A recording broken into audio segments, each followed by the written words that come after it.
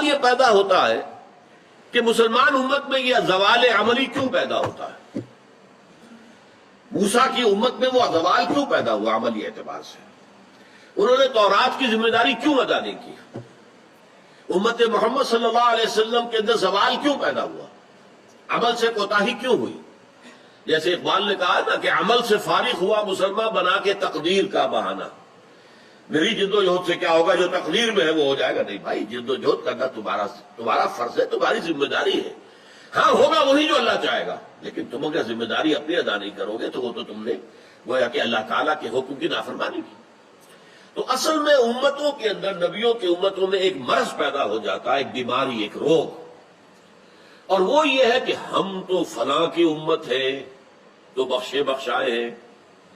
جب اللہ نے ہمیں امت موسیٰ میں پیدا کر دیا، اور موسیٰ تو بڑا پیارا تھا اللہ کا، موسیٰ کو کیسے کیسے معجزے اللہ نے عطا کیے تھے، ہم اس کی امت ہے لہذا ہم بخشے بخشائے.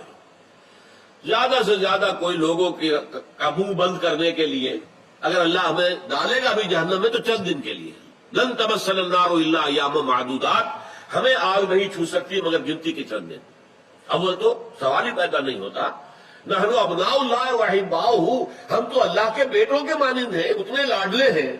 وی are the chosen people of the lord, اللہ نے ہمیں منتخب کیا ہے، ہم اس کے لاڈلے بیٹوں کے مانند ہیں، اس کے بڑے محبوب ہیں، چہیتے ہیں، لہذا ہم پر کوئی ذمہ داری. اب جب یہ معاملہ ہو گیا تو عمل کا کھکیڑ کاہے کو بول لے گا؟ دیکھیے یہی چیزیں ہیں کہ جن کا عکس ہمارے ہاں پیدا ہوا. حضور نے شفاعت کری دینی ہے، بیڑا پار ہو ہی جانا ہے. تو آپ حرام سے کیوں بچیں، حلال کو کے اوپر کیوں اتفاق کریں، کیوں فاقے کریں، کیوں تکلیفیں جھیلیں، دین کی ذمہ داریاں ادا کرنے کے لیے کیوں دنیا کا جو ہے نقصان برداشت کریں؟ کیوں نہ بابر میں عیش کوش کے عالم دوبارہ نہیں ہو، کھاؤ کماؤ حلال سے حرام سے، جائز سے ناجائز سے، صحیح سے غلط سے، عیش کرو. بابر میں عیش کوش، عیش کرو. عالم دوبارہ نہیں، یہ زندگی دوبارہ تو ملنے والی نہیں ہے نا، اس زندگی میں جتنا عیش کر سکتے ہو کر لو. یہ اس کا پھر فلسفہ خود بخود ہو جاتا ہے، جسے کہتے ہیں کہ ہمارا جو وہ پیا بنے کوتوال، اب ڈر کائے کا، ہمارے پیا جو ہے وہ کوتوال ہے شہر کے، لہذا ہمیں یہ سامنے رکھیے کہ قرآن مجید میں اگر محسوس ہو کہ کسی جگہ پر کوئی ابہام ہے، اجمال ہے، کہیں وضاحت کی ضرورت ہے، تو یہ حق ہی نہیں فرض ہے محمد الرسول اللہ صلی اللہ علیہ وسلم کا کہ اس کو بیان کریں، واضح کریں، تبیین کریں. انزلنا الیک الذکر لتبین للناس ما نزل الیہم. اے نبی، ہم نے آپ کی طرف یہ الذکر اس لیے نازل کیا ہے کہ آپ لوگوں کے لیے واضح کریں وہ شے جو ان کے لیے نازل کی گئی، ان کی طرف بھیجی گئی. آج ایک عظیم ترین فتنہ ہمارے ہاں جو ہے وہ انکار حدیث کا ہے. وہ گویا کہ حضور کو یہ حق ہی دینے کو تیار نہیں کہ قرآن مجید کی آیات کی توضیح کریں، تبیین کریں، جہاں کہیں کوئی سوال پیدا ہو اس کا جواب دیں. لیکن یہ جان لیجئے یہ حضور کا صرف حق نہیں، فرض ہے. مجھے ایک بڑا تلخ تجربہ ہوا تھا لاہور میں 1973 میں، وہ جو عالمی کانفرنس ہوئی تھی لاہور میں، دنیا کے تمام مسلمان ملکوں کے سربراہ وہاں جمع تھے. تو اس زمانے میں اس آیت کا بڑا چرچا تھا، اخبارات میں بھی بڑے بڑے اشتہار شائع ہو رہے لوگوں کی طرف سے، وَاعْتَصِمُوا بِحَبْلِ اللَّهِ جَمِيعًا وَلَا تَفَرَّقُوا. رکشاؤں کے پیچھے بھی بینر لگے ہوئے ہیں، ٹیکسیوں کے پیچھے بینر لگے ہوئے ہیں، وَاعْتَصِمُوا بِحَبْلِ اللَّهِ جَمِيعًا، بینر آویزاں ہیں سڑکوں پر جا بجا. لیکن میں ایک پریس میں گیا کہ جہاں میری ایک کتاب چھپ رہی تھی اور تاخیر ہو رہی تھی، تو میں ذرا ان سے کہنے گیا جلدی کرو. وہاں ایک صاحب آئے ہوئے تھے اور بدقسمتی سے آزاد کشمیر، جو ہمارے ہاں آزاد کشمیر کہلاتا ہے، آپ کے ہاں وہ مقبوضہ کشمیر کہلائے گا، اس کے وہ محکمہ جو انفارمیشن ڈپارٹمنٹ کے سیکرٹری تھے، اہم تھے. انہوں نے کہا یہ کیا ہوا، یہ لا یعنی کلام ہے، بے معنی کلام ہے. فاعتصموا بحبل اللہ جميعا، کہاں ہے وہ رسی؟ کس کو رسی؟ کون سی رسی کو پکڑوں؟ بہت صدمہ ہوا، لیکن کیا کیا جائے؟ وہ اصل میں کمیونسٹ ذہن کے تھے. اب اس لیے وہ اللہ کے رسول نے واضح کیا ہے کہ حبل اللہ کون سی ہے. میں وہ حدیث آپ کو سنا چکا ہوں حضرت علی رضی اللہ تعالی عنہ سے جو مروی ہے نبی اکرم صلی اللہ علیہ وسلم، ترمذی شریف اور دارمی یا بیہقی میں موجود ہے. تو اس میں یہ الفاظ میں ہوا حبل اللہ المتین وہو الذکر الحکیم وہو الصراط المستقیم. حضرت علی فرماتے یہ ہے کہ میں نے سنا حضور نے ارشاد فرمایا ان قریب ایک بہت بڑا فتنہ رونما ہوگا، انہا ستکون فتنۃ. میں نے سوال کیا مل مخرج منہا یا رسول اللہ، اے اللہ کے رسول فرمائیے اس سے نکلنے کا راستہ کون سا ہوگا، مخرج کون سا ہوگا، ایگزٹ کون سا ہوگا. یا آپ کے ہالز میں جہاں ایگزٹ لکھا ہوا ہوتا ہے سرخ سی بتیوں کے ساتھ، عرب ممالک میں مخرج لکھتے ہیں اس کو، نکلنے کی جگہ، بھاگنے کی جگہ. اگر کہیں دھواں بھر جائے، کہیں آگ لگ جائے تو بھاگو ان روشنیوں کی طرف، ان دروازوں کی طرف، وہ کھل جائیں گے. تو جب حضور نے فرمایا کہ انہا ستکون فتنۃ، تو حضرت علی کہتے ہیں میں نے پوچھا بل مخرج منہا یا رسول اللہ، فرمایا کتاب اللہ، فتنوں سے بچانے والی اور فتنوں سے نکالنے والی شے صرف کتاب اللہ ہے. فیہ خبر ما قبلکم ونبأ ما بعدکم وحکم ما بینکم، اس میں تم سے پہلے جو اقوام تھی ان کی خبریں موجود ہیں، تمہارے بعد آنے والی جو چیزیں ہیں ان واقعات کا تذکرہ موجود ہے، اور تمہارے درمیان جو اختلافات بھی رونما ہو سکتے ہیں ان سب کا حل موجود ہے. وَهُوَ حَبْلُ اللَّهِ الْمَتِينُ وَهُوَ الصِّرَاطُ الْمُسْتَقِيمُ وَهُوَ ذِكْرُ اللَّهِ الْحَكِيمُ. اور یہی تو ہے اللہ کی مضبوط رسی، اور یہی تو ہے الذکر. تم نے الذکر نہ معلوم کیا بنا لیے ہیں، کس طرح کے اذکار. سب سے بڑا ذکر الذکر، یوں سمجھیے دی ریممبرنس از قرآن. اور یہی صراط المستقیم ہے جس کی تم ہر نماز کی رکعت میں استدعا کرتے ہو، اہدنا الصراط المستقیم. یہ صراط مستقیم ہے تو صحیح. تو حبل اللہ قرآن ہے. ایک حدیث میں آتا ہے عبداللہ ابن مسعود سے رضی اللہ تعالی عنہ، القرآن حبل اللہ الممدود من السماء الى الارض. حضور نے فرمایا یہ القرآن جو ہے یہ اللہ کی رسی ہے جو تنی ہوئی ہے آسمان اور زمین کے درمیان. اللہ کا قرب چاہتے ہو تو اس رسی کو پکڑ کے چڑھو اوپر. تقرب اللہ کا سب سے بڑا ذریعہ قرآن ہے. اس سے بھی زیادہ پیارے انداز میں ایک حدیث میں واقعہ بیان ہوا ہے. حضور صلی اللہ علیہ وسلم اپنے حجرے سے برآمد ہوئے اور آپ نے دیکھا ایک کونے میں کچھ لوگ قرآن مجید کا مذاکرہ کر رہے ہیں، سمجھ رہے ہیں، سمجھا رہے ہیں. درس کی شکل نہیں کہ جو مونولوگ ہوتا ہے، ایک آدمی بولتا ہے باقی سنتے ہیں، نہیں.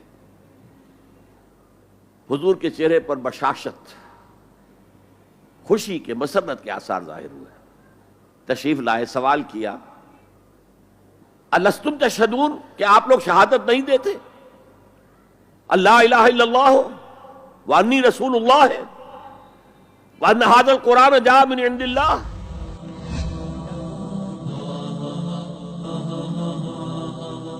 جو رسم، جو تقریب حضور صلی اللہ علیہ وسلم اور صحابہ کرام سے ثابت ہو رضوان اللہ تعالی علیہ مجمعین، اس کو دانتوں سے پکڑو، سر آنکھوں پر رکھو اور اپنی حیثیت کے مطابق اس کو پورا کرو.